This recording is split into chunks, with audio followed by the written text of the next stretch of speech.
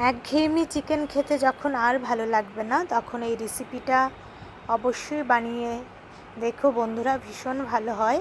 Chicken মহারানি নামটার মধ্যেই একটা রাজকীয় ব্যাপার আছে। তো এখানে নিয়ে নিলাম 1 কেজি চিকেন, বোন উইথ বোন চিকেন, আর দিয়ে দিলাম 4 টেবিল চামচ ঘরে পাতা টক দই, 2 চামচ কসুরি মেথি, বড় চামচে 2 চামচ কাশ্মীরি লঙ্কার গুঁড়ো, আর পরিমাণ মতো নুন দিয়ে দিলাম।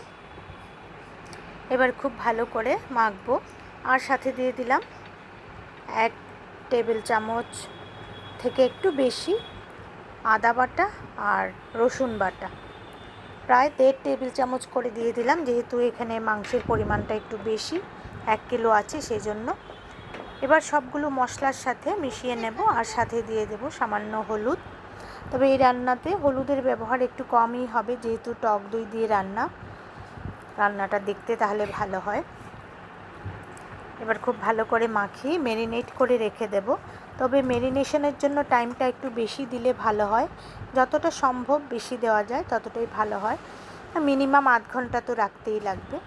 তো রিফাইন্ড অয়েলে রান্নাটা করব। দিয়ে দিলাম গোটা গরম মশলা, জয়ত্রী, আর দিয়ে দিলাম বড় এলাচ, ছোট এলাচ, দারচিনি, আর এখানে বড় সাইজের দিয়ে দিলাম 3টে পেঁয়াজ কুচোনো। পেঁয়াজটাকে হালকা আঁচে ভাজা করব, খুব বেশি লাল করে নয়। তো কেমন আছো বন্ধুরা? নিশ্চয়ই ভালো আছো। আর এখানে ছোট সাইজের 2টো পেঁয়াজ আর 10-12 কোয়া রসুন আছে, ওগুলোকে আমি পেস্ট করে নেব, সেটাও আমি রান্নায় ব্যবহার করব।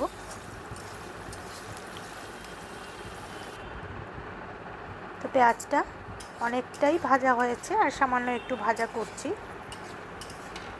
একটু নরম হবে, একদমই লাল হবে না ভাজাটা। তো আমি কি করে করলাম সেটাই তোমাদের সাথে শেয়ার করলাম। অনেকে অনেকভাবে করে, প্রসেস এক একজনের এক এক রকম, তো আমি কি করে করলাম সেটাই শেয়ার করছি। এবার দিয়ে দিচ্ছি কাঁচা লঙ্কা বাটা, আর দিয়ে দিলাম সাথে আদা, আর ওই পেঁয়াজ আর রসুন রেখেছিলাম ওটা দিয়ে দিলাম পেস্ট করে। এবার খুব ভালো করে মশলার সাথে, পেঁয়াজের সাথে মশলাটাকে একটু ভাজা করে নিচ্ছি, পেঁয়াজের কাঁচা গন্ধটা চলে যাবে। একটু নাড়াচাড়া করব।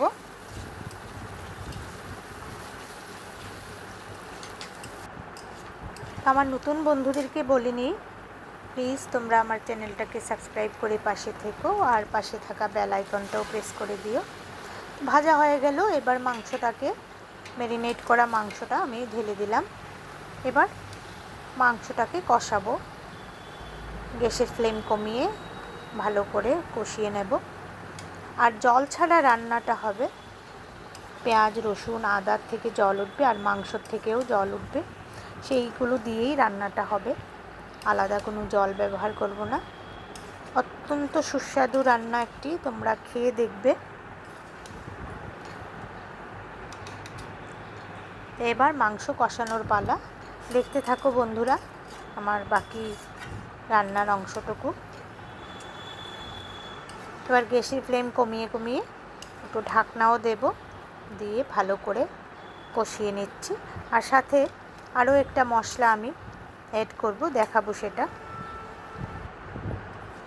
এখানে কোনো জিরে গুঁড়ো ধনে গুঁড়ো এগুলো লাগবে না, আমি গোটা মশলা একটু ভাজা করে তারপর মেশাবো। তো আসছি এক এক করে। তবে চিকেনগুলো একটু উইথ বোন যেহেতু, আর একটু বড় সাইজ হলে ভালো হতো। তো একটা ঢাকনা দিয়ে রেখে দিলাম 2-3 মিনিটের জন্য। তো দেখো ঢাকনা খুলতেই দেখা গেল প্রচুর জল উঠে গেছে। আমি আলাদা কোনো রকম জল ব্যবহার করিনি, ওই জলেতেই রান্নাটা হবে। আস্তে আস্তে সেদ্ধও হবে, মাংসটাও কষানো হবে। যে যেখান থেকে দেখছো, নতুন বন্ধু পুরনো বন্ধু সকলকে অসংখ্য ধন্যবাদ সাথে থাকার জন্য, আর অনেক ভালোবাসা।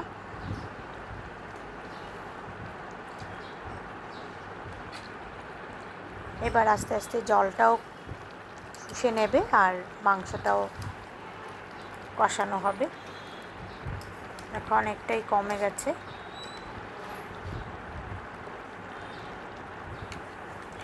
এবার আমি একটা মশলা বানিয়ে নিচ্ছি। সেটা হলো 1 চামচ গোটা জিরে, 1 চামচ গোটা ধনে, 1 চামচ দেব মৌরি মানে মিষ্টি জিরে যেটা আমরা বলি, আর গোটা গরম মশলা কয়েকটা দেব, এলাচ আর দারচিনি। এগুলো সব একটু ভাজা করে নেব।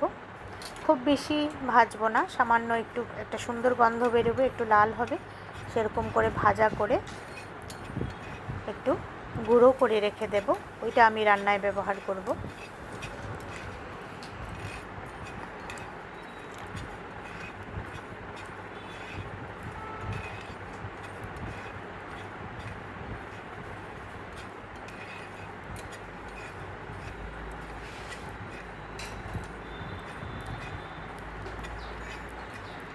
অনেকটাই মশলা ভাজা হয়ে গেছে, দেখো লাল হয়ে গেছে। এবার গ্যাসের ফ্লেমটা অফ করে দিয়ে আমি কিছুক্ষণ নাড়াচাড়া করব, তারপরেই হয়ে গেল। গুঁড়ো করে রেখে দেব মশলাটা। এই গোটা গরম মশলার গন্ধটা ভীষণ ভালো যাবে এই চিকেন রান্নাতে। মহারানী চিকেন বলতেই তো জিভে জল এসে যায়। চিকেন মহারানী। তো এবার দেখো এখানে 8-10টা কাজু নিয়েছি আর আমন্ড বাদাম নিয়েছি। এবার সামান্য একটু দুধের মধ্যে, আমন্ড বাদামটা ভেজানোই ছিল, দুধের মধ্যে দিয়ে আমি এটা মিক্সিতে পেস্ট করে নিয়েছি। এবার আমি রান্নায় এই বাদামের পেস্টটা দুধের সাথে যেটা করেছিলাম সেটা দিয়ে দেব।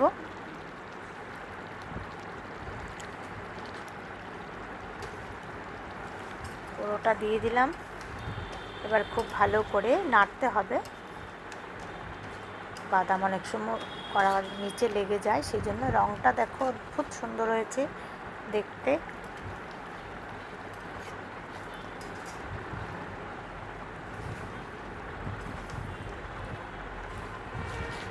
এবার একটু নাড়িয়ে নাড়িয়ে কষিয়ে নেব।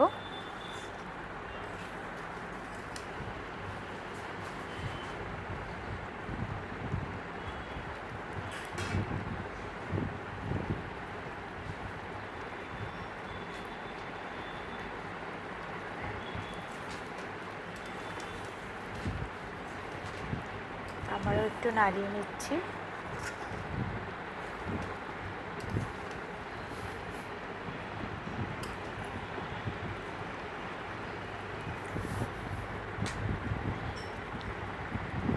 এবার একটু উপর থেকে কসুরি মেথি দিয়ে দিলাম। আর ওই ভাজা মশলাটা আমার দেওয়া হয়ে গেছে, সেটা তোমাদের ক্যামেরাটা অন করতে আমি ভুলে গেছি, সেই জন্য আর দেখানো হয়নি। তো ওই ভাজা মশলাটা, ওই বাদাম দেওয়ার পরেই আমি ভাজা মশলাটা দিয়ে দিয়েছিলাম, যে গোটা জিরে ধনে ওইটা ভেজে গুঁড়ো করে রেখেছিলাম, সেটা দেওয়া হয়ে গেছে।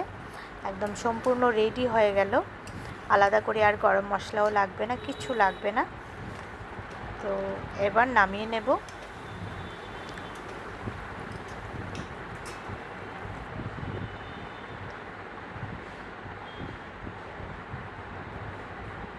দেখো সম্পূর্ণ রেডি হয়ে গেল চিকেন মহারানী। তো বন্ধুরা, আমার এই রান্নাটি তোমাদের কেমন লাগলো অবশ্যই কমেন্ট করে জানিও। আর ভালো লাগলে বন্ধুদের সাথেও শেয়ার করে দিও। আর একটা লাইক করবে কিন্তু ভুলবে না। আর নতুন বন্ধুরা আমার চ্যানেলটি ভালো লাগলে সাবস্ক্রাইব করে পাশে থেকো। আর এই রেসিপিটা তোমরা রুটি, পরোটা বা ভাতের সাথে খেতে পারো, তবে নান রুটির সাথে খুব বেশি ভালো লাগবে। তোমরা অবশ্যই ট্রাই করবে আর কমেন্ট করে জানিও কেমন হয়েছে। খেতে কিন্তু দুর্দান্ত হয়েছিল। তো খুব ভালো থেকো বন্ধুরা, দেখা হবে আগামী নতুন কোনো ভিডিওতে। আর তোমাদের যদি কোনো রিকোয়েস্ট থাকে কোনো রান্নার, আমার কাছে অবশ্যই কমেন্ট করে বলতে পারো। আমি যদি পারি নিশ্চয়ই তোমাদের সাথে শেয়ার করব।